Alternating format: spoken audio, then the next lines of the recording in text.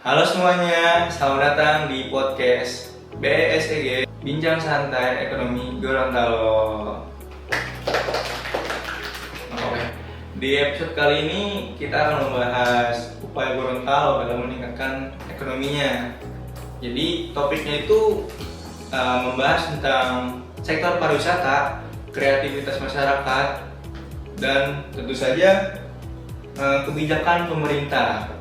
Iya, ini bakal menarik banget loh karena sektor pariwisata di Gorontalo tuh lagi naik daun. Kita juga di sini bakal bahas gimana langkah konkret dari pemerintah dan masyarakat lokalnya untuk memanfaatkan peluang ini.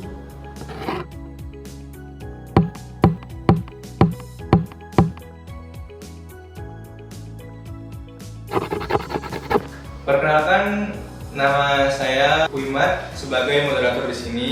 Halo semuanya, aku Meliana. Aku akan mengenalin pariwisata yang ada di Gorontalo. Oke, halo semuanya. Di sini aku Zaskia bakal membahas gimana sih potensi pariwisata di Gorontalo dan gimana upaya pemerintah dalam mempromosikan potensi tersebut. Halo, aku Fares. Fokus aku nanti soal gimana sih pemerintah, pelaku usaha, dan masyarakat bisa menjadi kunci sukses. Hai semua, aku Salpina. Aku ingin banget sharing tentang konsep pariwisata halal Gorontalo. Seru banget loh. Aku Safira Sujananta, nanti aku bakal bahas bagaimana teknologi dan digitalisasi dalam mendorong pariwisata di Gorontalo. Yuk kita mulai pembahasannya. Oke. Tadi kan kita topiknya itu membahas di sektor pariwisata ya. Nah, menurut kalian tuh kenapa sektor pariwisata di Gorontalo itu mempunyai potensi besar dalam meningkatkan ekonominya? Siapa yang mau duluan? Aku dulu deh.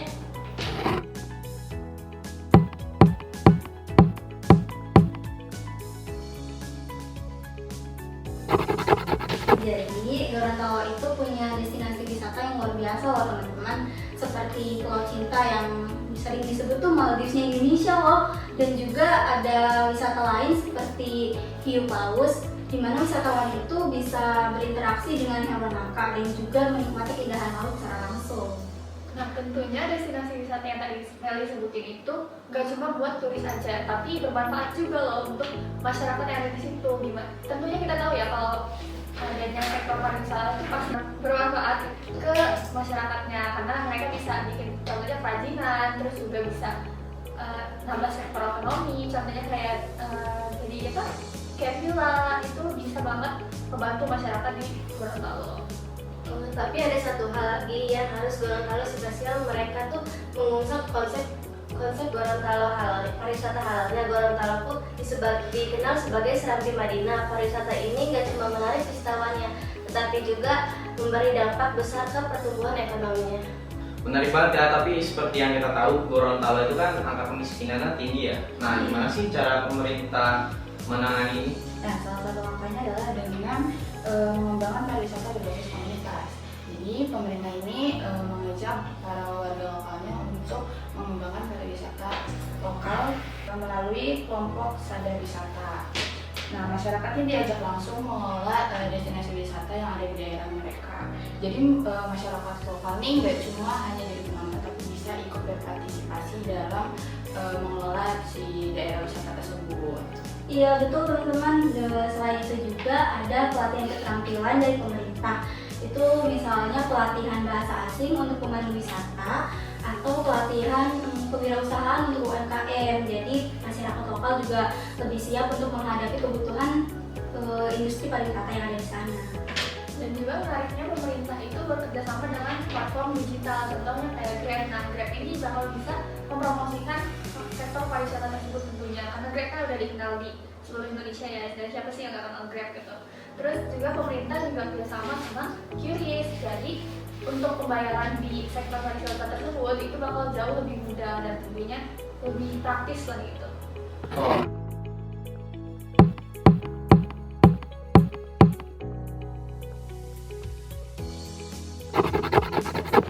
Oh, oke benar. Tapi kalau ngomong soal digitalisasi, pasti kan berhubungan dengan masyarakat lokal. Nah, masyarakat lokal sendiri tuh bagaimana sih dalam meningkatkan digitalisasi ini? Inilah pentingnya edukasi digital. Dimana pemerintah ini nggak cuma fokus kepada infrastruktur fisik, tapi juga mulai melihat atau mulai mengajari masyarakat tentang digital. Contohnya itu seperti membuatkan konten untuk mempromosikan sektor wisata yang ada di Gorontalo lewat sosial media itu. Dan hasilnya mulai kelihatan loh, Gorontalo sekarang tuh dikenal di nasional maupun internasional. Apalagi kalau generasi mudanya ikut aktif mempromosikan wisata ini.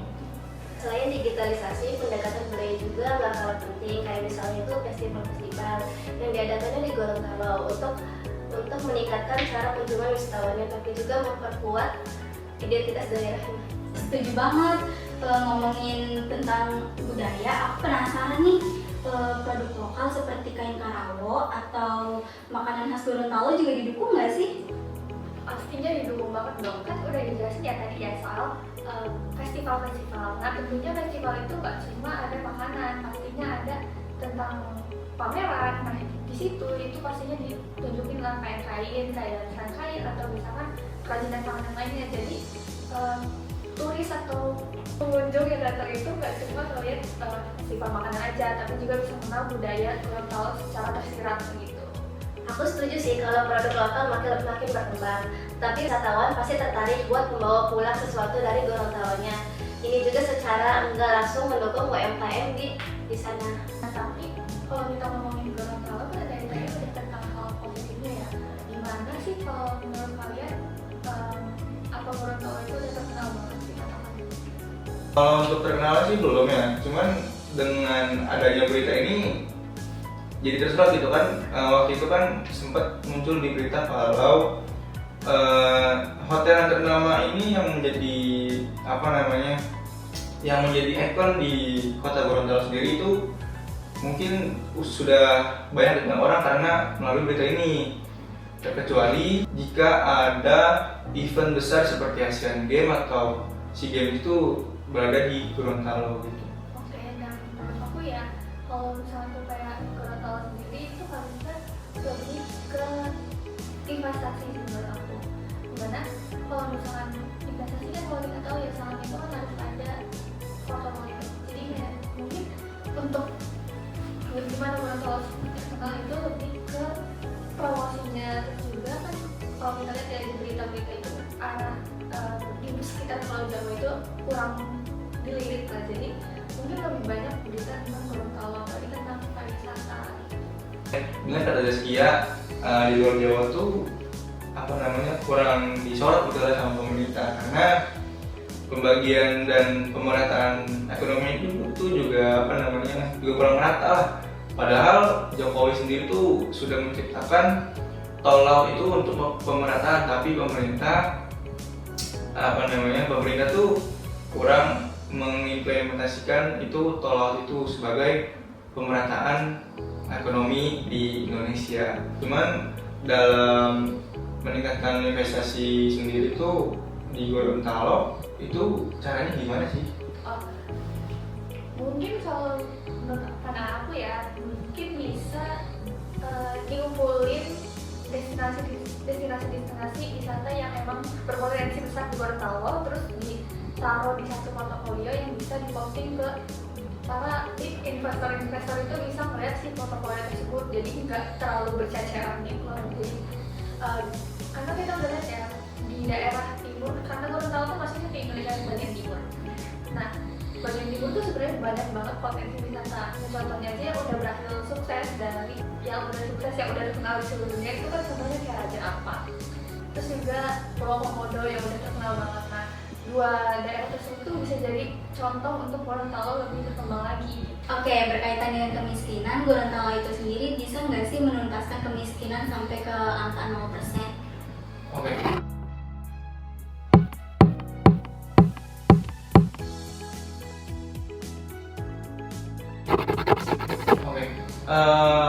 Menurut saya tuh tidak bisa ya, karena di negara maju pun sendiri itu tidak bisa, apalagi di Indonesia yang notabene kita disebut dengan negara berkembang.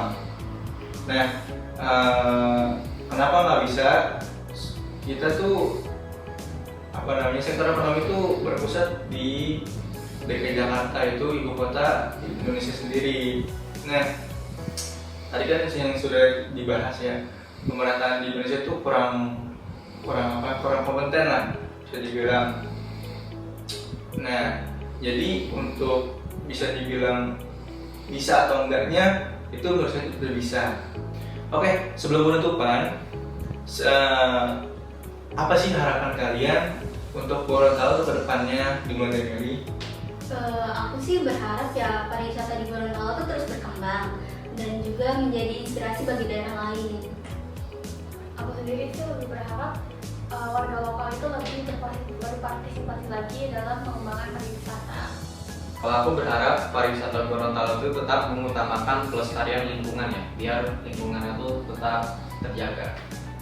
Kalau kata aku sih semoga pariwisata halal Gorontalo itu bisa makin dikenal di kancah internasionalnya. Dan aku berharap digitalisasi terus berkembang di daerah Gorontalo untuk mengembangkan sektor pariwisata dan UMKM-nya. Oke, kalau aku sendiri tuh semoga Gorontalo bisa di sektor pariwisata itu bisa meningkatkan ekonomi daerahnya. Oke, sekian mungkin cukup sampai sini. Terima kasih juga kepada teman-teman sudah hadir dan juga yang sudah mendengarkan. Sampai jumpa di episode selanjutnya. Dadah. See you. Bye.